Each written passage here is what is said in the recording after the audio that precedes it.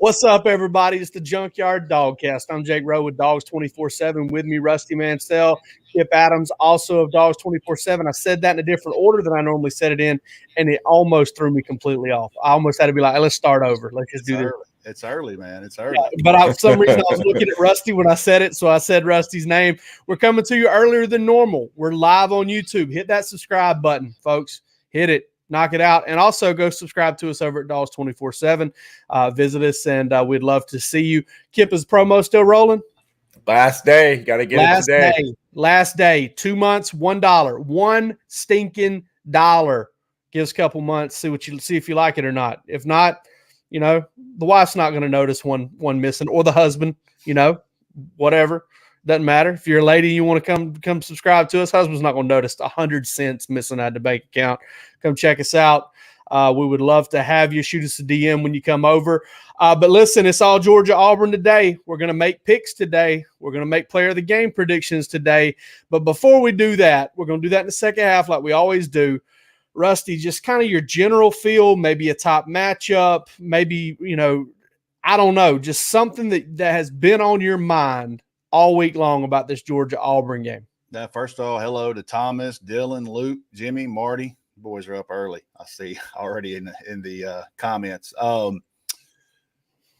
just go back and I think, I say this every week. We talked about it. I said if Georgia was elite, they would take care of business versus Vanderbilt. I felt like if Georgia was elite, they were going to be able to run the football against Arkansas and smother them on defense. This is another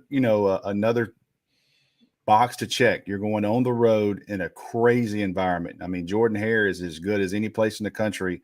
If you're an Auburn fan, that place gets rocking and it gets rolling. Most likely, we feel like it's going to be Stetson Bennett's, play on Saturday to be the quarterback. Kind of said that all week, Jake. You've made that comment all week. That's where we're leaning. Of course, things can change, but we feel like this is going to be Stetson Bennett's show on Saturday against this Auburn team. First big road game for him. So, really the question mark is, for me on the Georgia side, how do they handle this? Offensively, do they jump out to a fast start like they have been the last couple of weeks and they get on Auburn a little bit early and those types of things? Because, I'll talk about this more, but I just really like this matchup for Georgia with their defense versus the Auburn offense. Yeah, and, Rusty, you brought up something there that I don't think we've really hit on this week. Auburn's been a slow starting team this year. Georgia's been a fast starting team this year.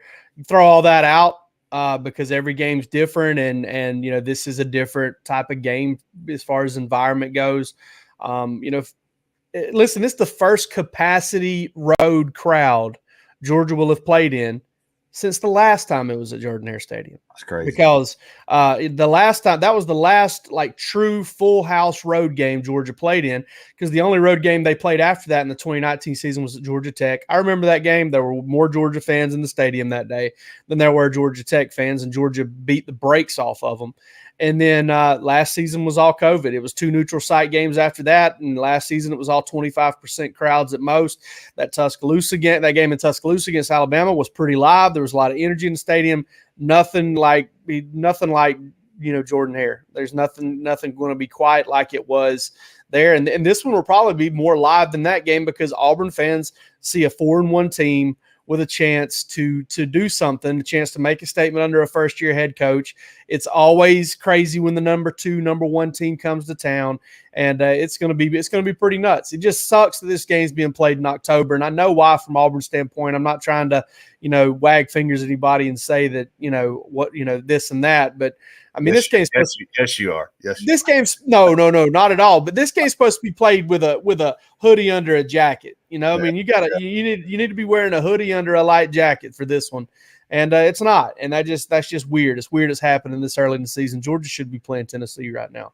But all right, Kip, what has been your prevailing thought, number one thing that's been on your mind all week long as far as this game goes?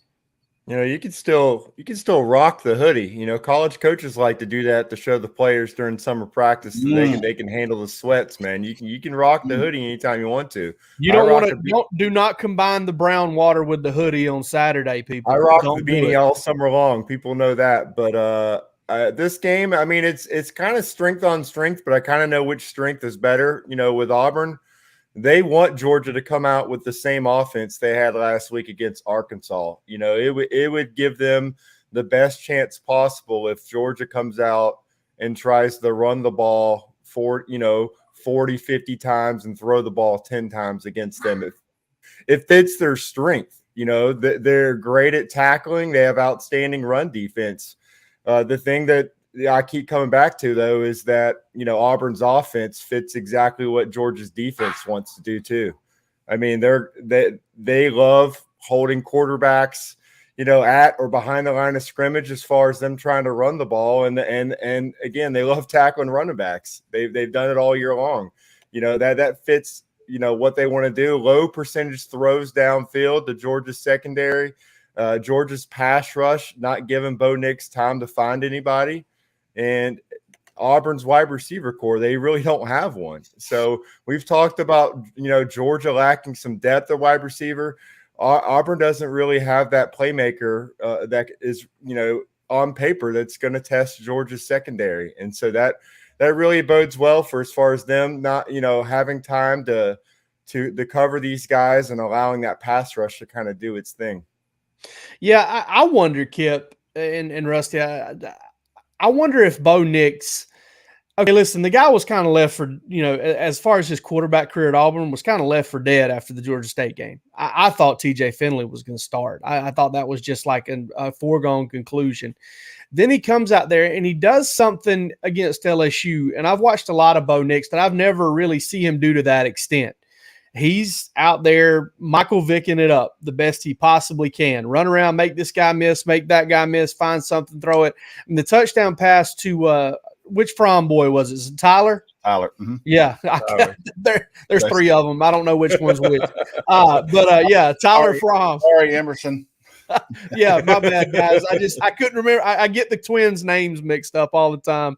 So he throws that touchdown to Tyler Fromm, and like that ball left, and I thought it was a throwaway, and all of a sudden, I mean, it hits him in stride, and it's a touchdown.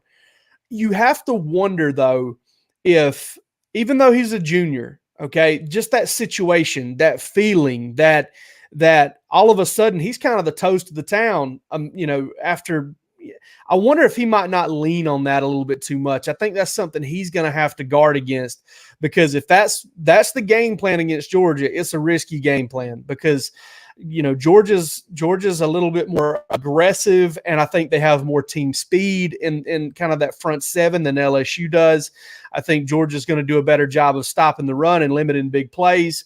So that's something that I'm really watching for there is, okay, does Bo Nix try to go with the LSU plan? And if he does, is it going to hurt Auburn more than it helps Auburn? And I think that's one of the things. I've spent more time this week trying to understand, everything about Georgia's opponent than I normally do. And I feel like I do, spend a lot of time on that to begin with. But this week I've just kind of tried to watch Auburn and see what they're all about. And I think it's a team that's kind of still feeling around in the bag for that identity. But at the same time, I also see what was successful for them last game, and I wonder if it'll be successful for them again. And that'll be key, especially on Georgia's side. Rusty, you brought up Adam Anderson earlier this week, him running around, Channing Tindall, Quay Walker, Nolan Smith, all of those guys. And, Georgia's defensive front is going to constantly be fresh. It's going to constantly be fast and aggressive. And, I think Auburn's going to have to hit some big plays in the passing game to make this happen. It's just, how do you get the protection to line up with the separation and make it all happen? And that's why Georgia's defense has done what it's done this season. Let's take a break here real quick. And on the other side, we're going to jump into our picks and player of the game predictions.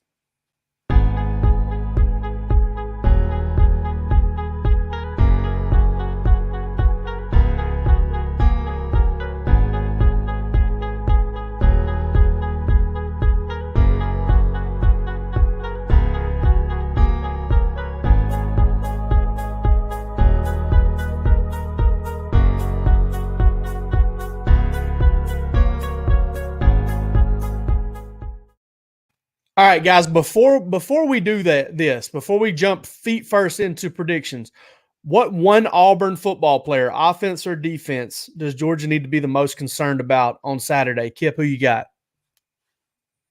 Woof. Well, just from what the Auburn football that I've seen, I mean, I got to go with Jarquez Hunter. He's a guy that, if Tank Bigsby's, 100%, obviously he's a very talented running back, but you just saw something different from Hunter in that last game against LSU. I mean, they couldn't stop him. And if he gets outside on you, he can break off a bigger run. So I think he's definitely a guy that if I'm Georgia, I'm definitely keying in on to make sure I can try to take him out of the game. And just kind of a hidden guy in there, Nehemiah Pritchett in the return game is a guy that they really just need to make sure as far as kickoff coverage, because this year he's been pretty electric back there. I think he's averaging over 30 yards a kick return. So they really got to, make sure overall in return coverage, both kick and punt return, that's just one aspect of the game that I think that, Georgia has to make sure that they really, really keyed in on it as far as practice and fine tuning those things. But as one player, Jarquez Hunter, I just think he's a rising star for Auburn and a part of their offense. They've kind of been searching for, obviously, multiple coaching staffs here. But that's the one thing Auburn's lacked in recent years is kind of a dynamic rushing attack. And I think he has the potential to kind of give them that if they can get enough carries. I had a special teams coach tell me one time that you got a guy that's averaging 30, 40 yards of return, something like that, that it's oftentimes one arm tackle, one something that gets missed that prevents that from being 100. And, if you've got a guy that's getting close on a regular basis, that's definitely a guy you got to watch out for. Rusty, who's the one Auburn player you got your eye on? Georgia needs to be concerned about this guy. Well, I mean, it's Bo Nix. I mean, he's the guy that's going to take the snap every single play most of the time, unless they run a wildcat or something. But he makes enough plays, and he's a good enough athlete to really keep you – it changes your defensive scheme. I fully intend to see Georgia – I went back and watched the 2019 Missouri game, and you look at what Georgia did with Adam Anderson and put him in that spy mode. I think you're going to see Adam Anderson on a lot of third downs in the middle of the field to keep him in that box as a guy that can run him down, athlete as well. But, Bo Nix hasn't shown a ton of accuracy right now. I think he's hit 50% in that LSU game the other night. He won, but I'll tell you this, what he has shown is ability to extend plays. And when you start extending plays, things happen like he did the other night, hitting a touchdown. That play was incredible to Tyler Fromm. To keep your eyes down the field, know he was about to get his tail lit up, and he still delivered that ball on the money for a touchdown. So that keeps you up late at night. I think Bo Nix is the guy that you really have to know. You got to kind of not give him any time of rhythm because Kirby Smart and that staff are very clear how good of an athlete he is. And again, I was told this week by NFL Scout, he was the fastest guy they had on GPS in practice, including Demetrius Robertson. And we all know what that guy can run. So Bo Nix can certainly give you some staying up at night with those legs and what he can do. Now, he would have to improve his accuracy, and those guys on the edge have to make some plays for him that I haven't quite seen yet in some one-on-one battles. But I think Smoke Monday is a guy that on the defensive side, Georgia recruited him really hard. Mel Tucker, I remember being down at Carver, Atlanta one day, and Mel Tucker was there watching practice. Georgia tried to get him. He went to Auburn. He's a safety.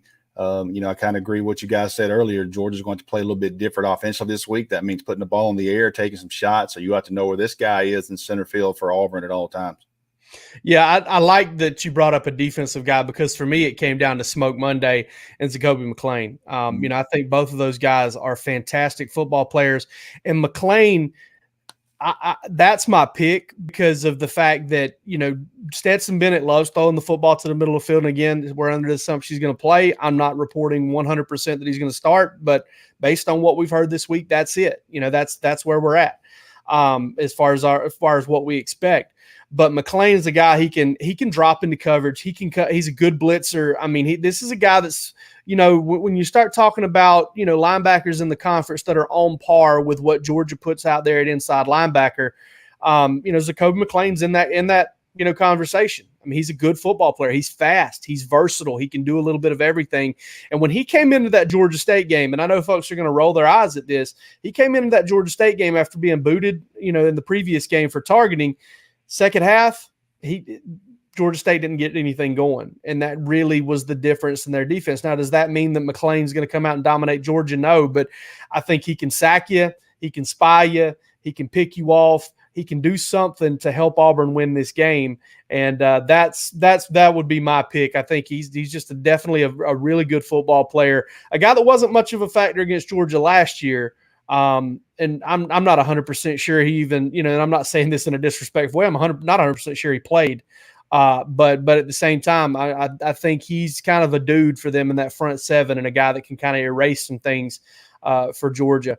All right, let's get into these picks. Picks. All right, Kip, going to go to you first, man. Give me a score. Give me a player of the game.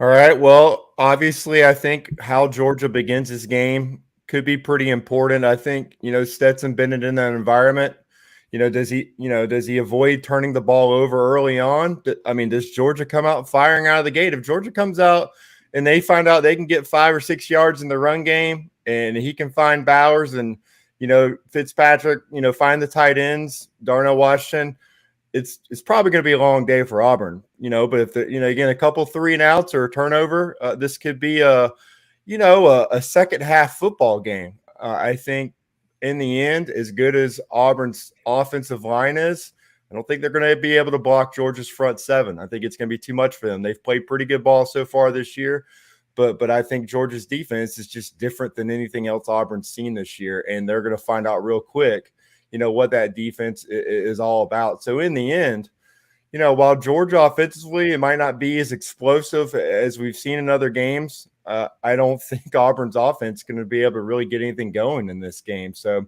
once Stetson settles in, and again, whether they're able to get the ground game going or not, but once Stetson settles in and starts finding a rhythm, I think that's when Georgia kind of puts this game away, whether that's in the second quarter, third quarter. I got Georgia winning this one 31-10. And, when all is said and done, I think this game is on Stetson Bennett's shoulders. So I can't pick anyone else to be player of the game other than Stetson Bennett, because I just think that in the end, maybe, again, if they're able to run the football, then, all bets are off. I think Georgia goes away with this easily. But if it's a little tough sledding, I mean, he's going to have to take control. He's going to have to make sure everyone's, playing their assignments, and sometimes, playing unselfishly, whether it's Zamir White picking up the blitz, whether it's a guy, chipping off the edge. These guys are going to have to go out there and play their assignment and allow, Stetson to go back there and make some plays untouched and clean in the pocket. And I think in the end, he gets the job done. Has a pretty strong stat line for playing an actual away game, as you guys said.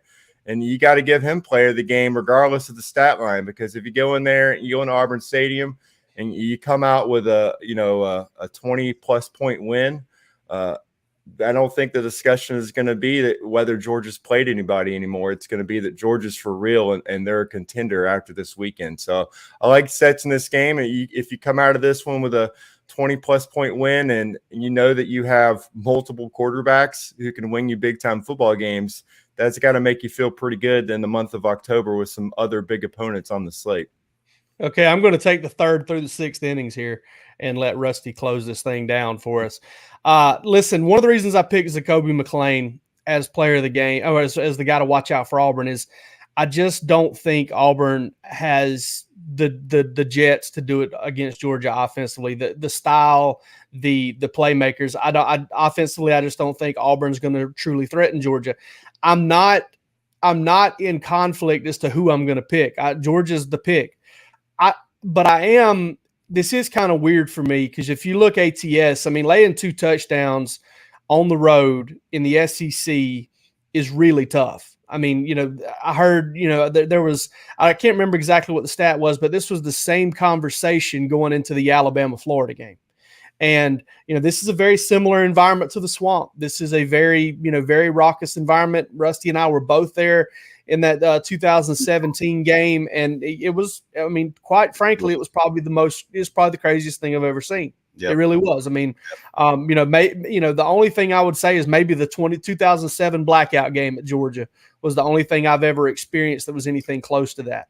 And I think that their fans are going to be pretty fired up for this. I think their players are going to be incredibly fired up for this, guys, because this is a chance to do something and put your coach and put yourself on the map. And while every coach wants to say, you know, every game's the same and there's a standard and everybody's saying that now, the players know that it's not every game's the same. Okay, this is not the same as Georgia State. It's just not. It's not the same as you know, any other home game they've played this season. So this is it. This is the one that can kind of propel them one way or the other going into later on in the season. And their players know that, their fans know that, and whether their coaches will admit it, their coaches know that. So I've got that side of it, and then I've also got the side of it. I just think Georgia's a lot more talented. I think, you know, listen, we don't know what Stetson Bennett Georgia's going to get on Saturday, but I do know this. I don't think Stetson Bennett's going to get intimidated by that environment. He may just go out there and not play well, but I don't think the environment's going to fire him up too much. I think you're worried about maybe some other guys, maybe how the offensive line handles it, maybe how some of the young receivers handle it. But Stetson, I think, will handle it fine. So I've kind of gone back and forth between, okay, is this going to be a tight game or not? And I think I've kind of landed on the fact that I just think Georgia is just too good for 4 quarters. Whether they get off to a fast start or not, I think the defense, as an offense, I think the defense will get off to a fast start. And I think Georgia will either jump on them early and beat them up pretty good, or they will pull away late and make it look like they beat them up pretty good. But one way or the other, I think Georgia covers. And I'm going with a very similar score to one I picked last week. I think it's going to be 28-9. I think Auburn's going to move the ball a little bit, maybe kick a few field goals. Can't get into the end zone because it's tough to run the football against Georgia inside the 20s. It's tough to run football against Georgia inside the goal lines right now. So I'm taking Georgia 28-9. I'm taking Stetson Bennett as my player of the game. I think he's going to play well. I think he's going to be really good on third down. I think he's going to scramble for some yards. And weird prediction here, not weird prediction, but not exactly a high percentage prediction. I think he's going to take care of the football because Stetson does have some turnover problems, but I think he's going to do a really good job of taking care of the football while also making some plays for Georgia. 28-9, that's my pick. Rusty, close us up. I think both of you summed it up pretty good. And parts of this, it's just, you know, you get down to the end of the day and it's about rosters, and Georgia's just too deep for Auburn. You would be crazy not to think, and I don't care who you are, you're going to have one of those games every year where things are just like, doesn't make sense. Like, how is this game a game? Jordan Hare, if you've never been, it is, I mean, it's rocking. And that place is going to be rocking on Saturday. Georgia hasn't played in front of anything like this in a long time. I can assure you that, on the opposite sideline. So, you know, that kind of worries you a little bit. Can they make a play here, still a possession, something happen? I wouldn't be surprised if they're not looking to do an onside kick. Anything you can do to steal a possession to try to help your odds against this Georgia defense. So I just, you know, I keep going back and looking at it, and I don't think Auburn has the playmakers on the edge. I don't think their wide receivers, I can't see it. I like Georgia's matchup with their safeties versus their tight ends. You know, it would take a Bo Nix, Michael Vick crazy type day, some things just not adding up for Auburn to win this football game. And I think Auburn, you know, reading their board, I think they know that. But I also want to caution Georgia fans, you know, if you've never walked into Jordan Hare, I'm telling you right now that place it's as loud as anywhere in the country. I put it up there in the top 2 or 3, in my opinion, because it can get going. So that worries you some. But at the end of the day, just looking at the matchups, I just don't see Auburn's offense being able to do enough, you know, without something crazy happening against Georgia. I think Georgia's going to come after Bo Nix. I think they're going to have a lot of different looks with Channing Tindall and Adam Anderson as spies with Bo Nix, trying to keep him in the pocket. I certainly think Auburn's going to take some shots with Demetrius Robertson. You know, maybe they try to get him lined up versus Chris Smith and some of those things, because Demetrius is a 10-3 hunter guy. So we'll see what happens there. But at the end of the day, I'm going to go with Brock Bowers, because I do think Stetson Bennett's going to play well. Both of you guys picked him. I think he's got to throw it to somebody. And I think Brock Bowers is one of those guys that is going to be a problem for Auburn on that second level, because he just gives you so much matchup problems versus safeties and linebackers. I think Darnell Washington's going to get some targets this week. But I think Brock Bowers is the guy. You see Stetson Bennett and JT Daniels both really like him when that passing game's involved. So I'm going to go Brock Bowers, and I'm going to go Georgia 24, Auburn 6. All right. You got the picks there. I think all three of us got Georgia to cover. And, you know, I had somebody tell me, kind of an experienced bettor tell me the other day, there's one team just about every year, one or two teams that kind of go against all of the cardinal rules. Don't bet this on the road. Don't do this. Don't do that. And there's one team it just doesn't matter. They cover, you know, almost every time. And they thought Georgia might be that team this year. So Georgia might be that team. I certainly think that Georgia fans, however, should get ready and understand that if Georgia goes out there and wins by 7 or wins by 10 or wins by 6, don't set yourself up to get pissed off at that, because this is a rivalry game. It's a road game. Survive in advance. You take a 1-point win here, move to 6-0, move on to Kentucky the next week, and just keep doing it. And eventually, you'll get to where you want to go. But that's it. That's it. We've gotten to where we want to go this week. Last episode of the Junkyard Dawgcast until after the game on Saturday, and we'll bring it to you then. Talk about the game, recap it, and then we'll be back with you next week. Subscribe, leave us a comment. Like us, do whatever you can to promote the show. We're having a lot of fun with it, and we're keeping it going. We're going to keep coming just like we have the past few weeks. But that's it for today. I'm Jake Rowe with Dogs 24/7. They're Kip Adams and Rusty Mansell from the same place, and y'all take it easy.